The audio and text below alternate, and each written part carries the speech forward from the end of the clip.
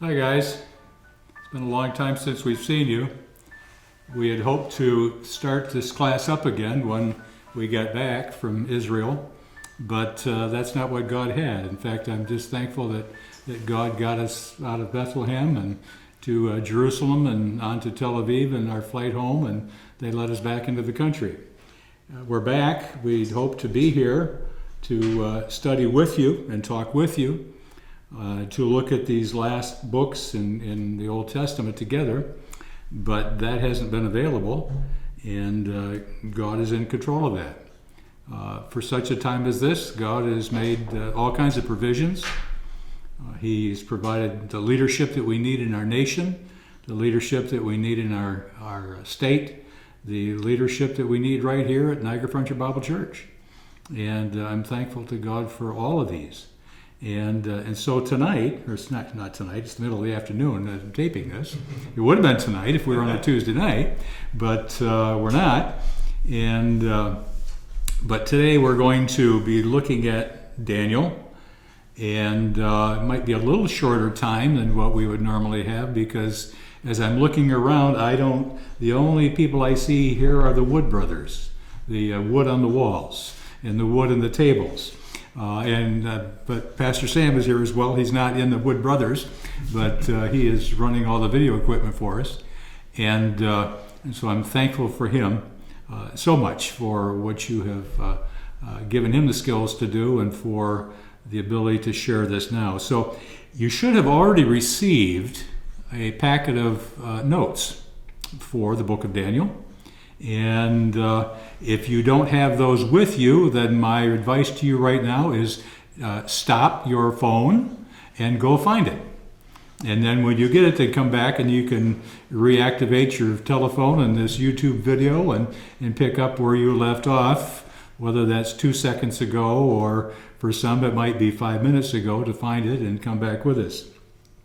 So as we start, I'm going to give it just a slight overview for a couple of minutes of the book, and then we'll go into who wrote it, why was it written, all of those things before we start to look at the actual chapters in the text. By way of introduction, the book of Daniel is set during the 7 decades of two of the most powerful empires in the ancient world. Nebuchadnezzar rose to power in 605 BC, the year that he defeated the Egyptians, expanding the small nation of Babylon into a major power broker in the Middle East. After his victory, he marched on to Jerusalem. He defeated King Jehoiakim, selected some of the choicest young men in Israel, and took them back with him when he went to Babylon. Daniel was among this group, carried into exile in 605 BC. Nebuchadnezzar returned in 597 BC to defeat the King Jehoiakim at that time, king of Judah, and to capture some 10,000 more Israelites. Ezekiel was included in that grouping. After the last Judean king Zedekiah rebelled against him, the Babylonian monarch attacked and completely destroyed Jerusalem in 586 BC. And you can find that in 2 Kings 24 and 25. And you remember as you read that earlier in our study last fall. 3 weaker kings followed Nebuchadnezzar in Babylon.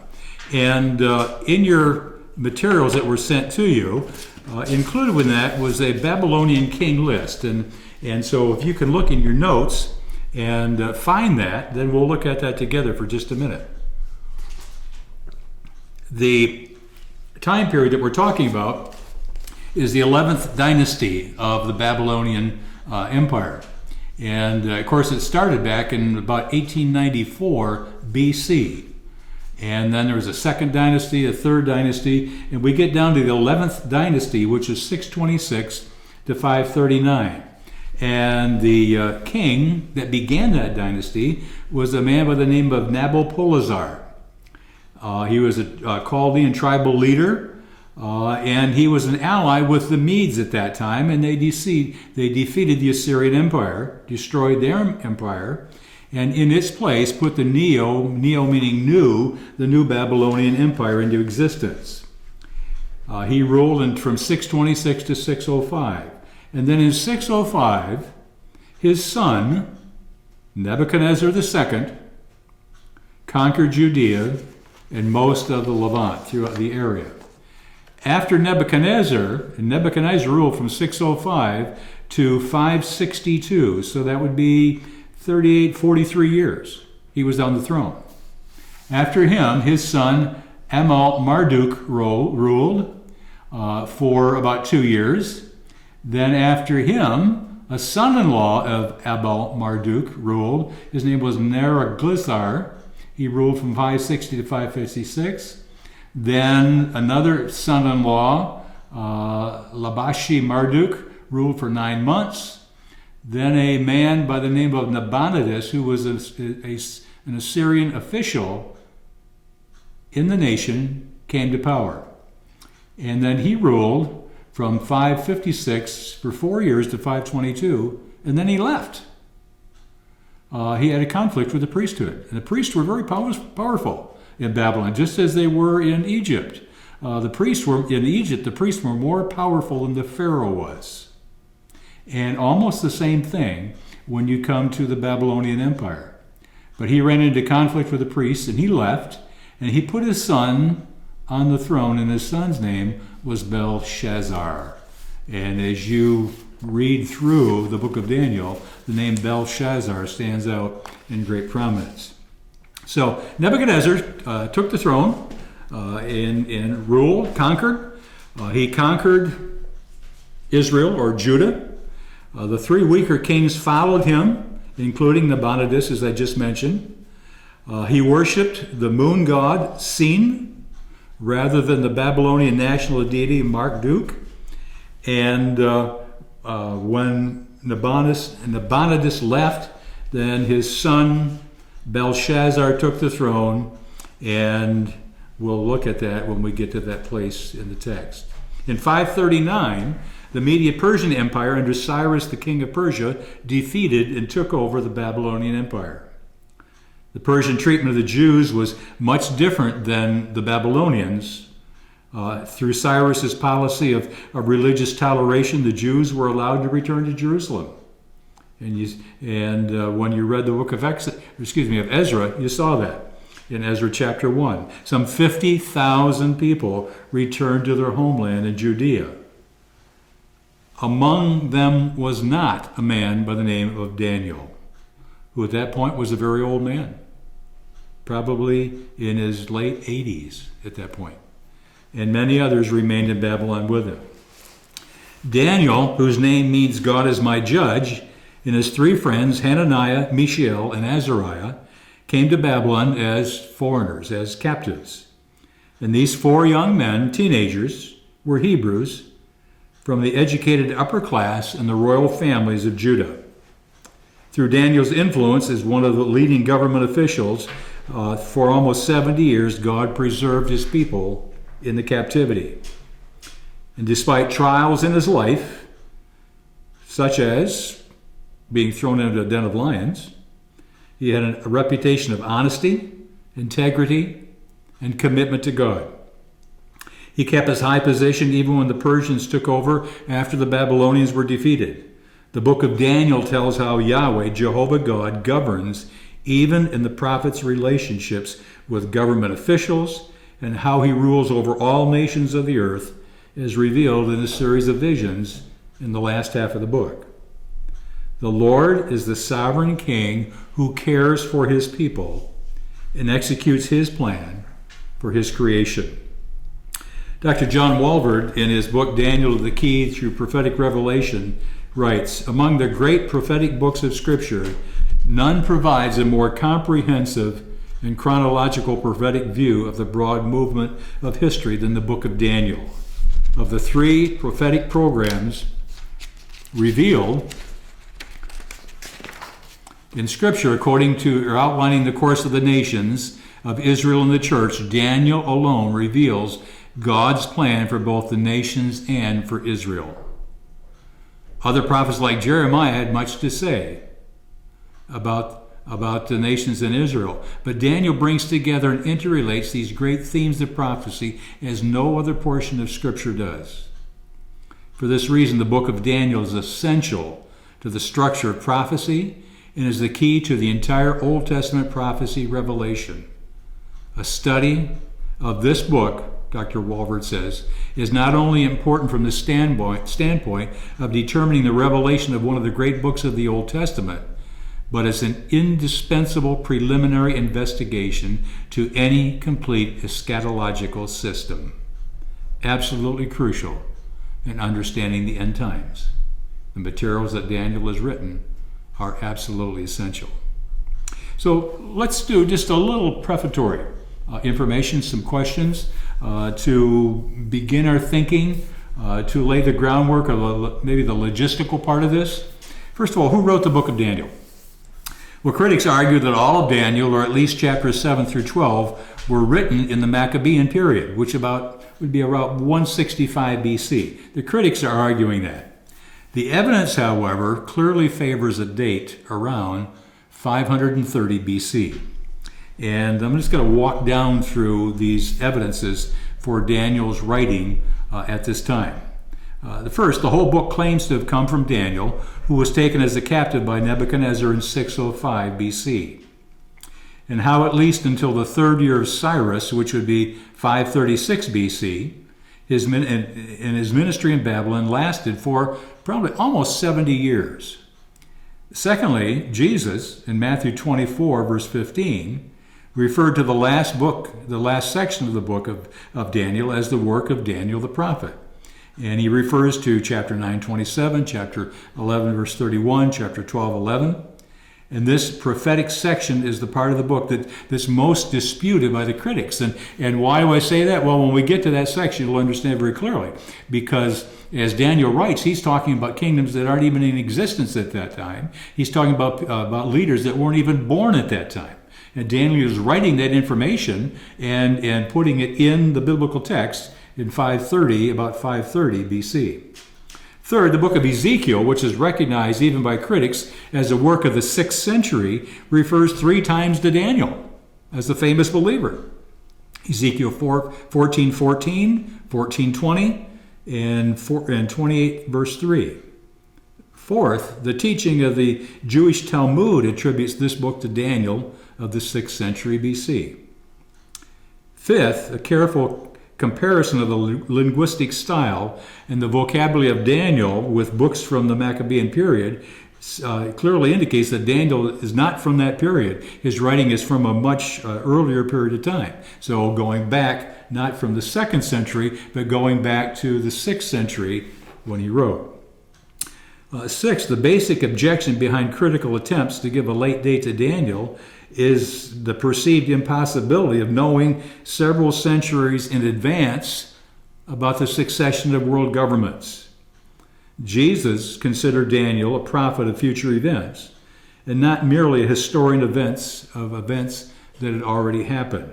And again, that's in Matthew 24, verse 15, which is the Olivet Discourse. Some other objections by critics are, if Daniel was a prophet, then why is his book listed in the writings section of the Hebrew Bible rather than in the prophets? Well, the answer to that is very simple. Daniel's call from God was not prophetical, but political.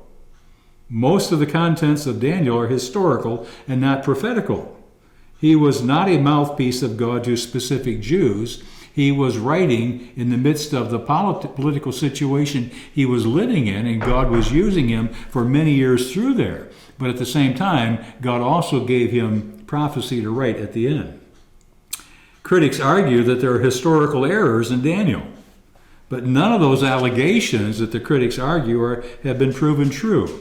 I would refer you to Gleason Archer's book, A Survey of Old Testament Introduction, and in chapter 28 of that, he presents and answers all those critical attacks. And third, critics argue that Daniel's theological views are too developed for that time in Jewish history. But throughout all the Old Testament books, we see the depth of theological knowledge, beginning with Job, a contemporary of Abraham. And of course, when you look at Daniel, we're looking at mid-6th century For Job and Abraham, now we bump back another 1,400 years. And Job spoke about the resurrection. Remember? Job said, I know that my Redeemer lives. And at the end, he will stand on this earth. And in my flesh, I will see him. And so Job's theological knowledge was so entrenched in the promises of God. Job knew. And so Daniel's theological knowledge would have had all of that he was building on because he was a student and he knew all of that in the past, and God was revealing more and more and more to Daniel. When was Daniel written? Another good question. Daniel was a contemporary of Jeremiah and Ezekiel, taken captive during the reign of Jehoiakim, 605 BC. His book records the events and visions dating from 605 to 536 BC. So Daniel must have completed his book somewhere around 530. And he was in his late teens or middle teens when he was captured. And when he died, he would have been a man in his late 80s. To whom was Daniel written? No specific audience of Jewish people is indicated in Daniel. The immediate audiences of his interpretation of dreams and visions were the kings that he worked for, that he worked under.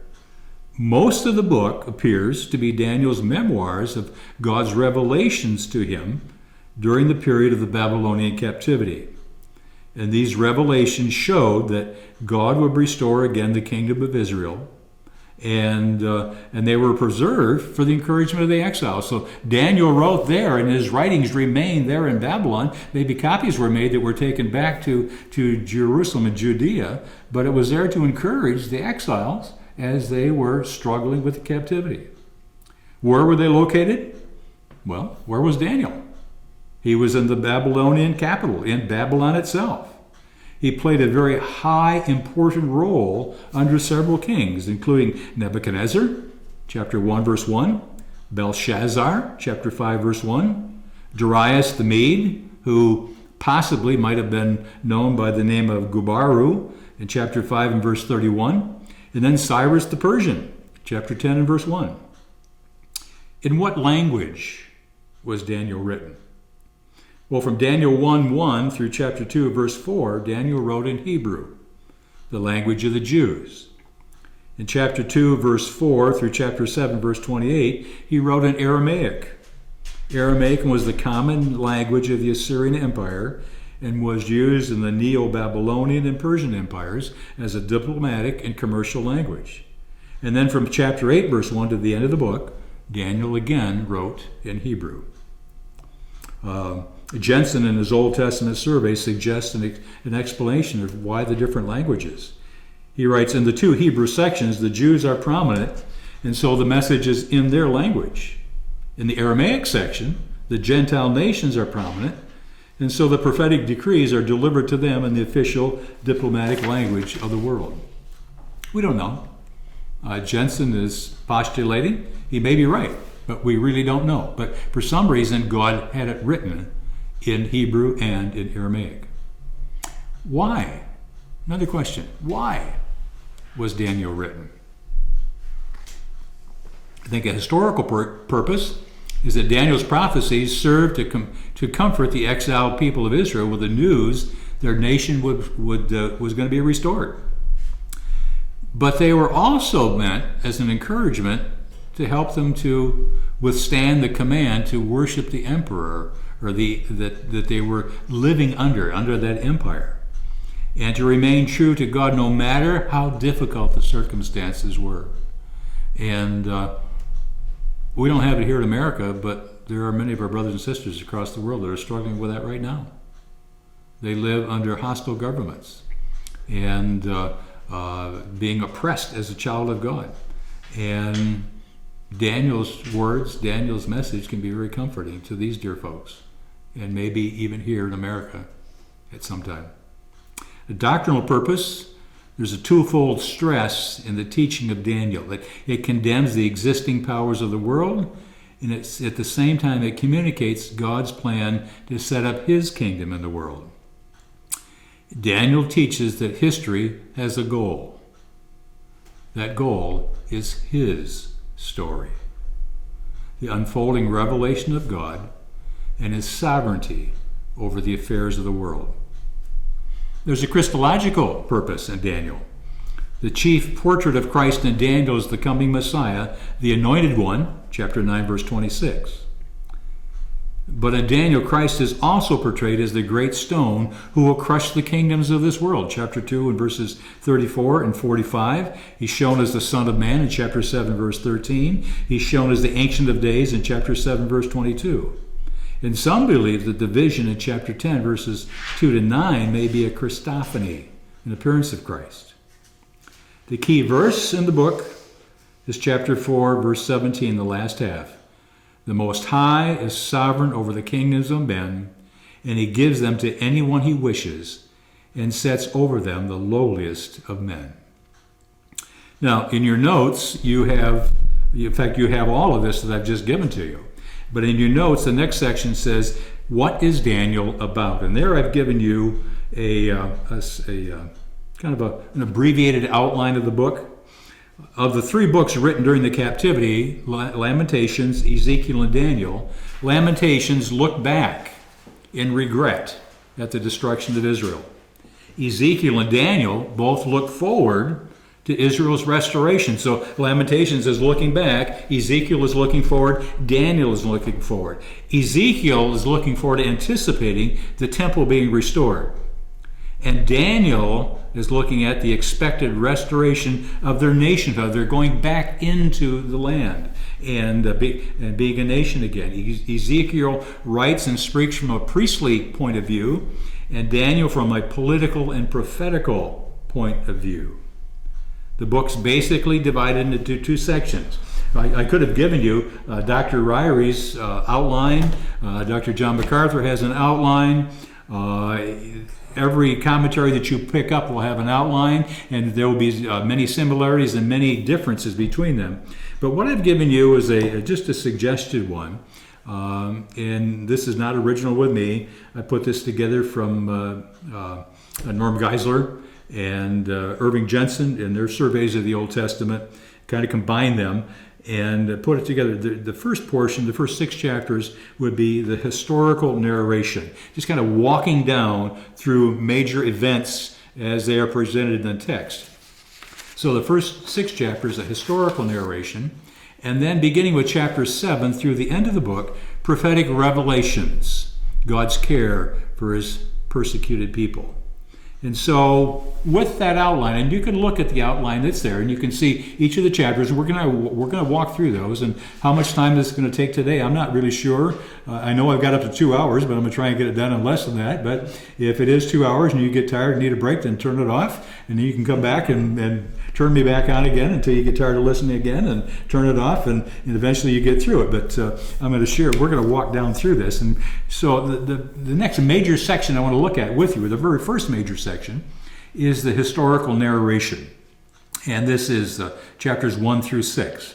And chapter 1 talks about the selection of Daniel. God giving wisdom in Babylon. And you remember the events that are there. Daniel is taken. It says in the 3rd year of the reign of Jehoiakim, Nebuchadnezzar comes along and he captures them, and he takes a number of captives with him back to Babylon. I didn't look up the number. I'm trying to remember, and Pastor Sam, maybe you know. I think it's like 2,000 or 3,000. That sticks in my mind of captives that were taken at that time and carried back to Babylon. But I started to look and then got sidetracked and didn't get back to it. But I think it's somewhere in that number. So these young men, among other captives, the brightest, the best and the brightest, we'll put it that way, were taken to Babylon when Nebuchadnezzar went back after capturing Judah. And he changed the country, the language, the education, the diets of these 4, Daniel and his 3 friends.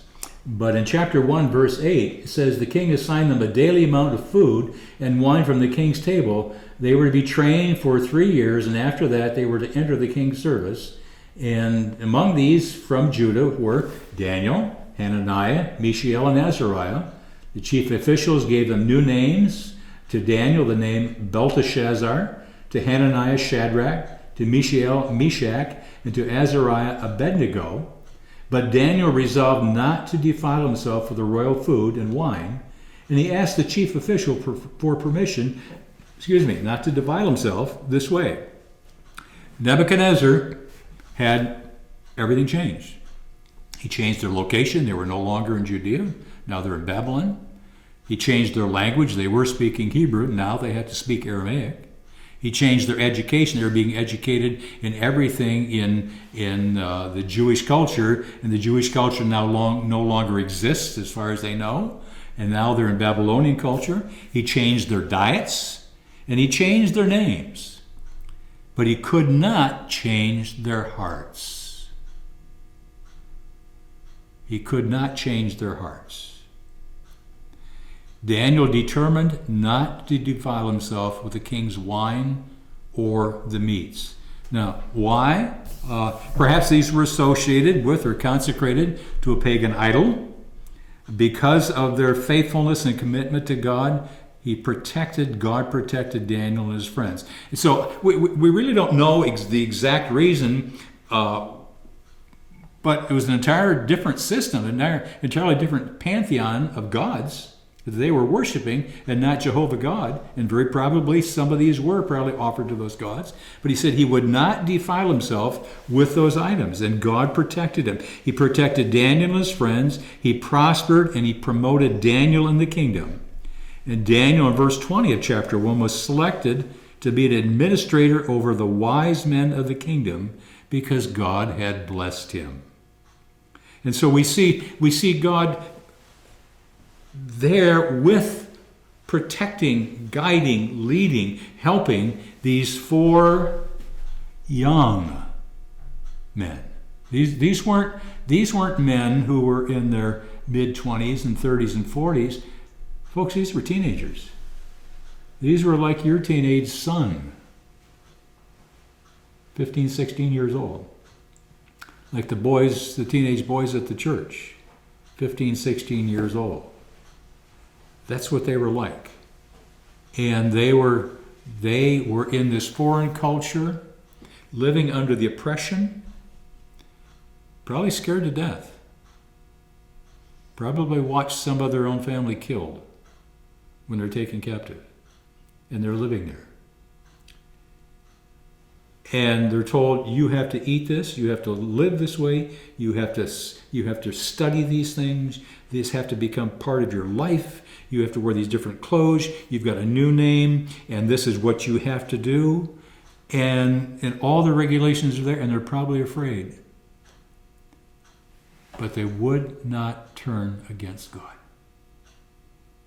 They would not turn against God. They would not defile themselves. Nebuchadnezzar could change everything else, but he couldn't change their heart. Their heart was committed to God. Now, some questions.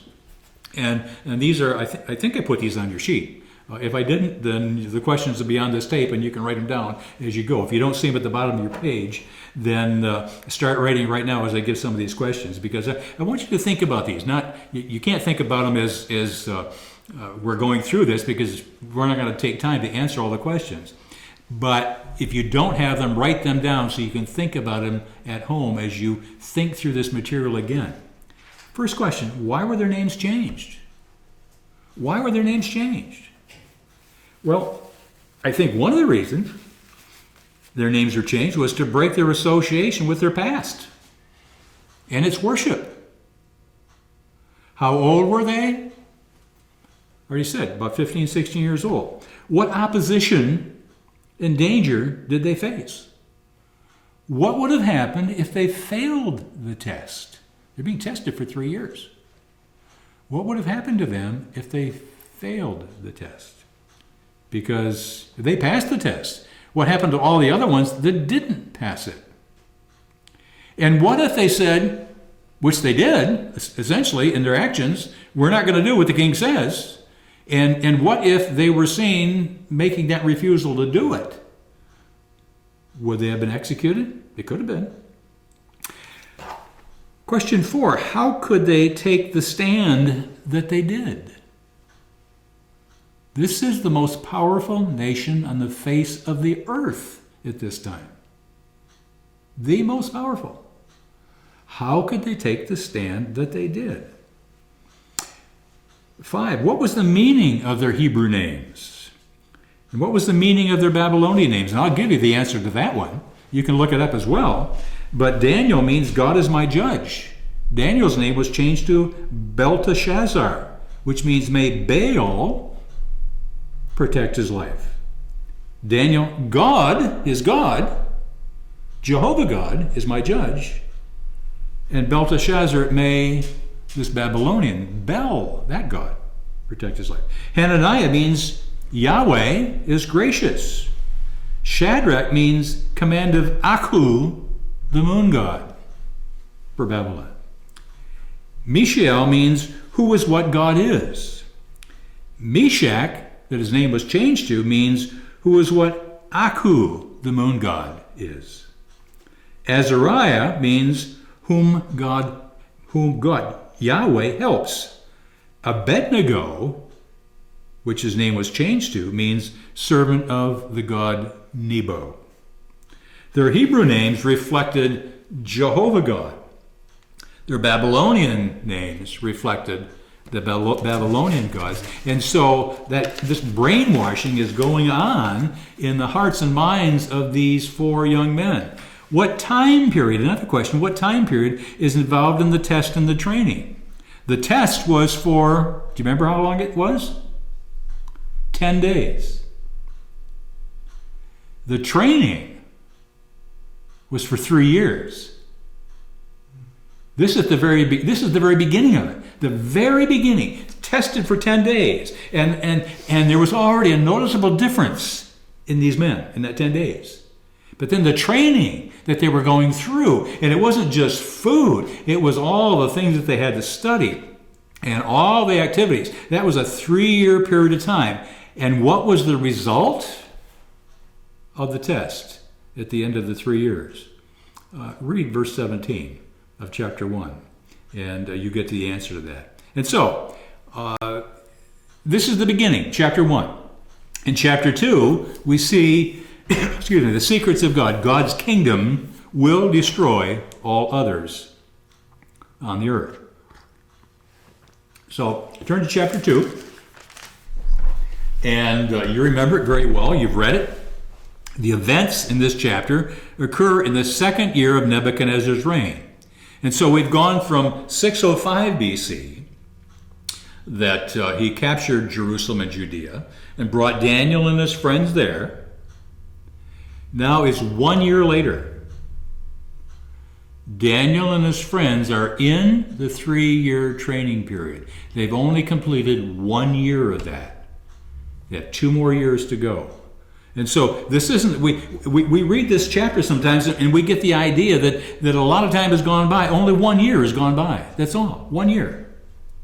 Nebuchadnezzar had dreams that troubled him greatly.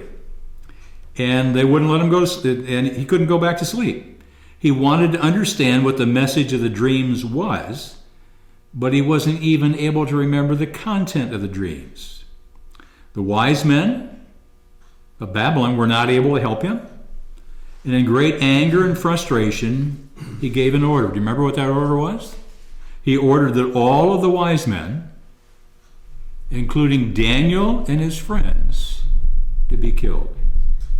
And that's what Daniel writes in the first 13 verses of the 2nd chapter. At this point, he carefully asked Arioch, the commander of the king's guard, and I'm going to look down at verse 14. He said, when Arioch, the commander of the king's guard, had gone out to put to death the wise men of Babylon, Daniel spoke to him with wisdom and tact. And he asked the king's officer, why did the king issue such a harsh decree? Arioch then explained the matter to Daniel, and at this Daniel went to the king and asked for time so that he might interpret the dream for him. He wanted to know what's going on. Daniel found out what had been ordered, and then he went to see the king. Remember, Daniel is in training. He's a young man. He's still a teenager. How is he going to go see the most powerful monarch in the world? And so I think, I'm guessing, he couldn't just walk in there. He couldn't go say, King, can I talk to you for a minute? He couldn't pick up his phone and call him. I think he had to go through Arioch, the one who was the commander of the king's guard, or the one who was doing the training, leading the training, Ashpenaz. But he had to get permission, someone to take him in to see the king. He went to see the king, and he said he went in and asked for time so that he might interpret the dream for him. Verse 17, then Daniel returned to his house and explained the matter to his friends, Hananiah, Mishael, and Azariah. And he urged them to plead for mercy from the God of heaven concerning this mystery, so that he and his friends might not be executed with the rest of the wise men. He went back home and told his friends what's going on, asked them to pray, and that night God gave Daniel the answer to the dream. What the king dreamed and what the answer to it was. And it says, then Daniel praised the God of heaven and said, verse 20, he says, praise to be the name of God forever and ever. Wisdom and power is. He changes times and seasons. He sets up kings and deposes them. He gives wisdom to the wise and knowledge to the discerning. He reveals deep and hidden things. He knows what lies in darkness, and light dwells with him. I thank and praise you, O God of my fathers. You have given me wisdom and power. You have made known to me what we asked of you. You have made known to us the dream of the king. God, thank you, because you've helped me to know what this dream is that Nebuchadnezzar has dreamed. And not only that, not only knowing what the dream is, but what the dream means. God, thank you. Thank you. So he went to Arioch. Daniel said, chapter 2 and verse 24, don't execute the wise men of Babylon. Take me to the king, and I will interpret the dream for him. And when he stood before the king, Nebuchadnezzar said, are you able to tell me what I saw in my dream and interpret it? Verse 26. And Daniel very quickly said, no wise man of any kind can explain to the king what he has seen. But there is a God in heaven who reveals mysteries. This God has shown to Nebuchadnezzar what is going to happen in the days to come. Verses 27 and 28. And then he proceeded to tell Nebuchadnezzar all that he had seen, all that he had dreamed, and what it meant. And picking up at right around verse 30. Let's see, 31. Get down here. Yeah, verse 31. You looked, O king, and there before you stood a large statue. An enormous, dazzling statue, awesome in appearance, verse 31. It had legs of pure gold, it had a head of pure gold, had shoulders and arms of silver, had a belly and thighs of brass and legs of iron built on feet of mixed iron and clay, verses 31 through 33. And as the king watched, a rock struck the statue on his feet and smashed the feet, verse 34. And when it happened, all of the gold, silver, brass, and iron was broken into pieces, and it blew away like chaff on the summer threshing floor, verse 35. And that's important, because what happens with chaff when the wheat is threshed? The wheat is pounded, and then it's thrown up into the air, and the chaff, which is the junk, the husks that fall off, is blown away. The wind, it's thrown up in the air, and the wind blows the chaff away to separate it from the wheat. There was no evidence of these ever having been present once each in these kingdoms, which will then, description follows, of ever having been present. So when the iron was there, the silver and the gold disappeared. And when they were broken all in pieces, they were like that shaft that just blew away. The rock that struck the feet became a large mountain, a huge mountain, and filled the whole earth, verse 35. Now, beginning with verse 36, Daniel gives the interpretation. He says, this dazzling statue represented successively 4 great world kingdoms. Nebuchadnezzar was the head of gold. His dominion, power, and glory had been given to him by the God of heaven, verses 37 and 38.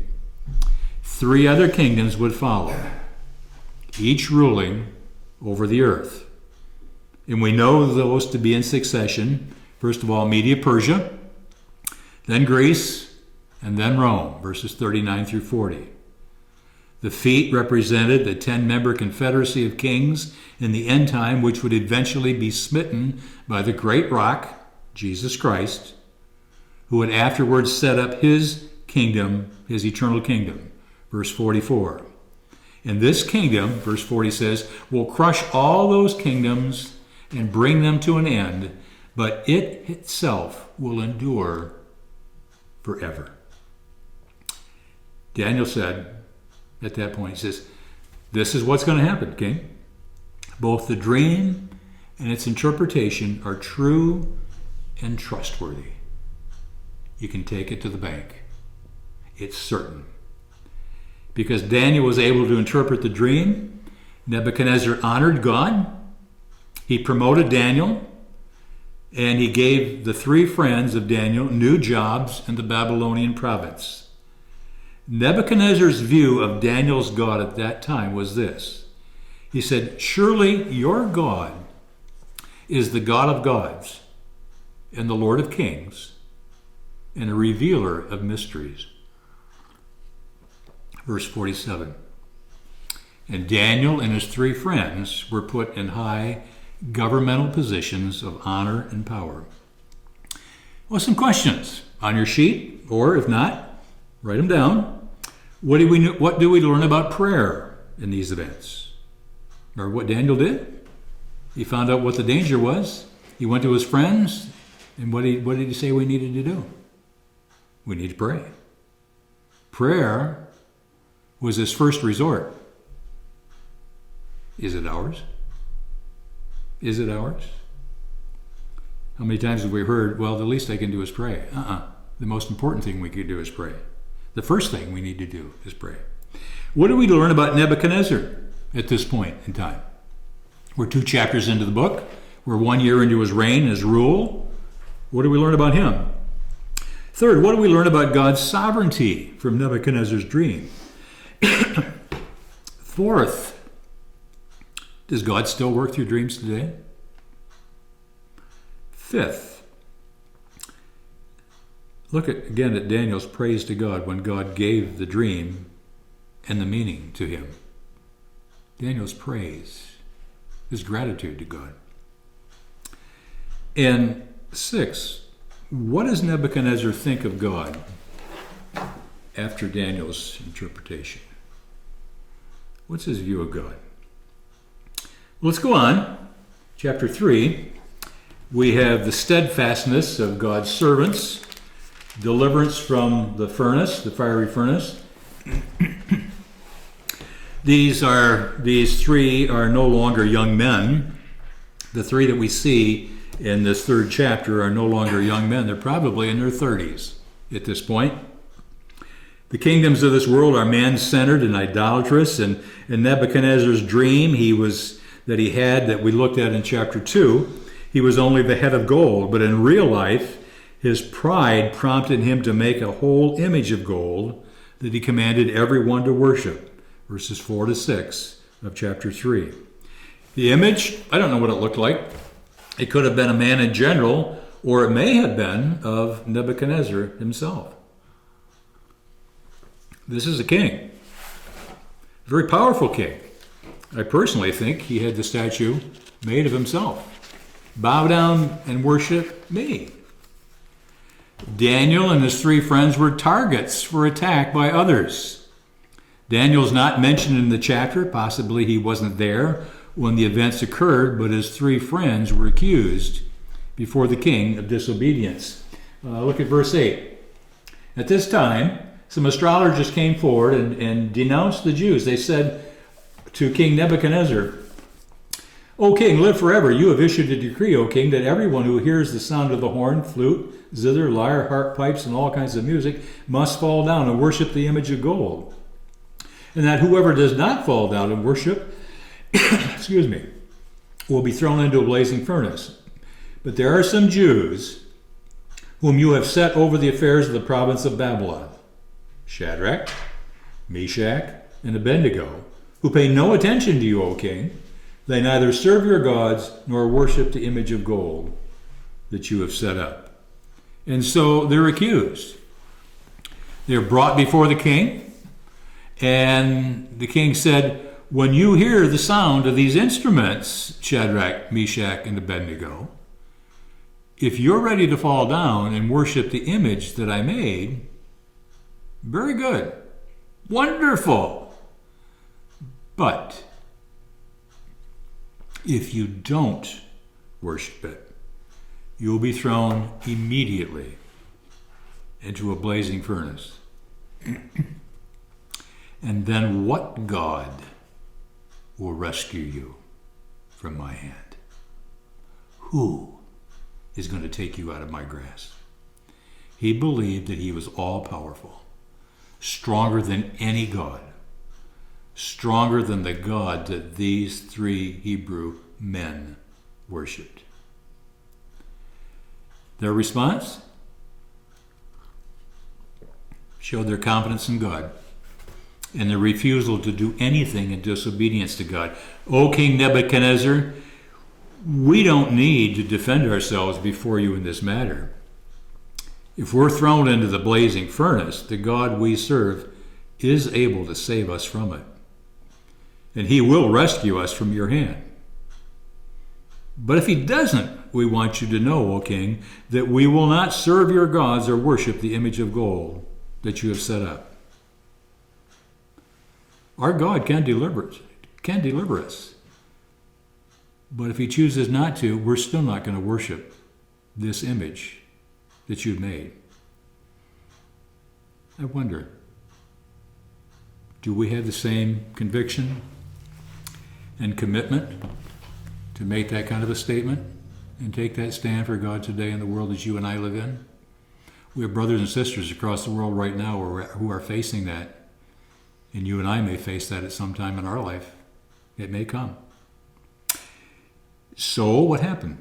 Verses 19 to 22, we see the intensity of the king's anger. They heated the furnace 7 times hotter.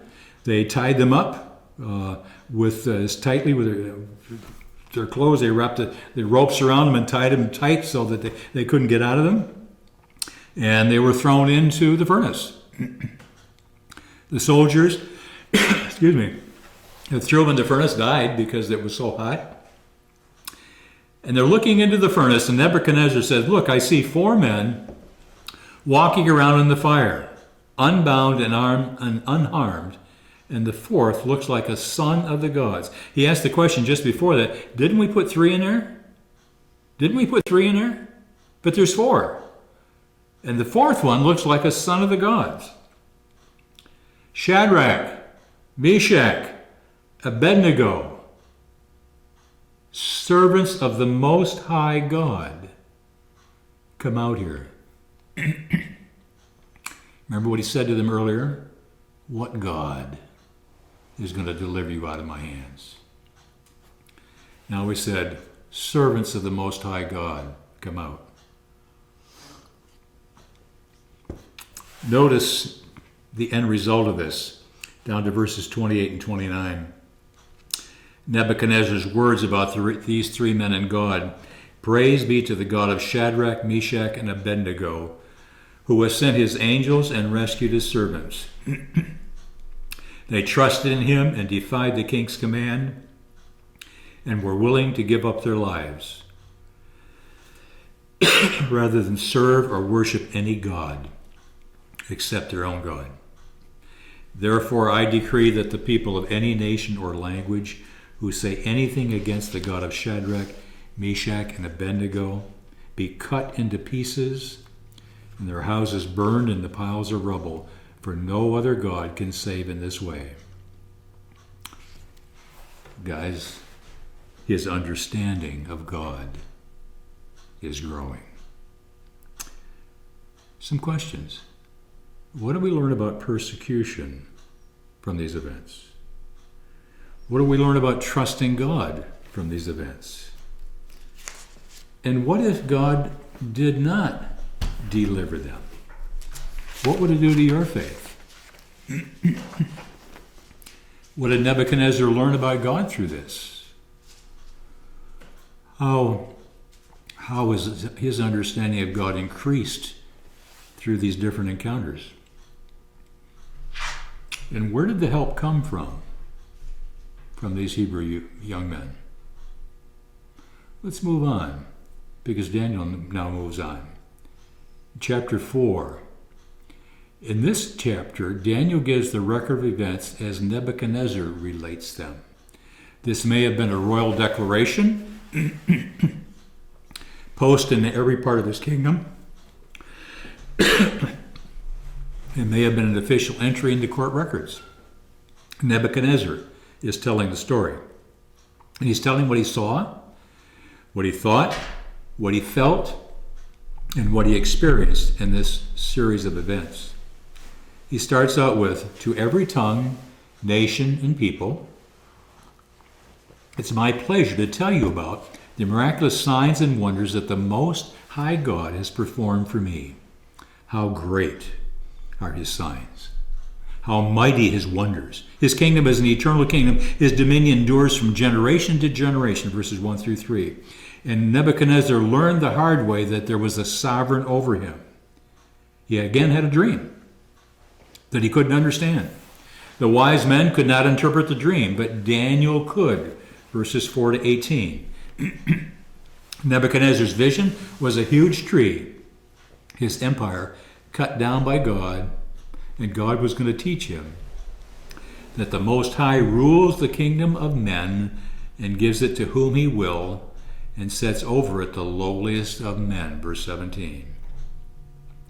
Daniel interpreted the dream and told the king that he would live outside as a beast for 7 years until he acknowledges that heaven rules, verse 26.